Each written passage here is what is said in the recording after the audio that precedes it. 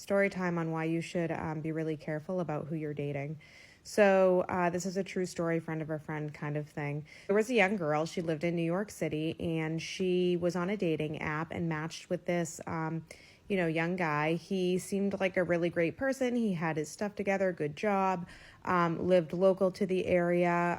They talked for a few weeks. Everything was going really great. No red flags, all of that good stuff. He decides to ask her out one night, and they end up going to, she agrees, they end up going to this really nice restaurant. He pays, he's a gentleman, he's nice to wait staff. They wrap up the night, and they both go to their respective homes.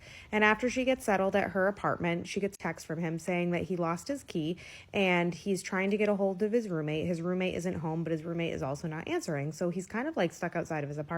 Just sort of like telling her that, and she just kind of figures, all right, I'll invite you over. So, maybe give him a little bit of time to figure out what's going on, either find his key or get in contact with his roommate. So he comes over to her apartment, and they have, a really nice chat. They sit on the couch. Finally, she decides that she's going to go to bed. She doesn't know why, but she goes into her own bedroom, which has a door, and she ends up locking it. And it's just one of those things that she felt like she needed to do, which I totally get. Like, new people in your space. Sometimes it's nice to just be extra cautious. So she goes to her bedroom, she locks the door, and he's sleeping on the couch. Around 3 a.m, she wakes up to a knocking on her door. It's her date. And he asks her if she has a cell phone charger because his cell phone is dead and he needs to charge it.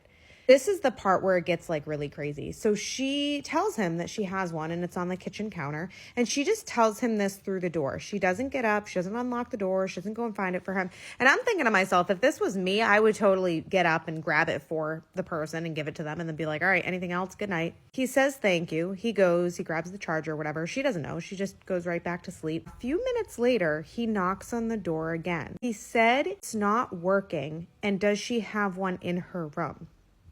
At this point, she's thinking that there's something up. She decides to call the police, which, once again, good for you, girl, for having the instinct to connect with the police. The police show up to the apartment. They knock on the door. She hears some commotion going on.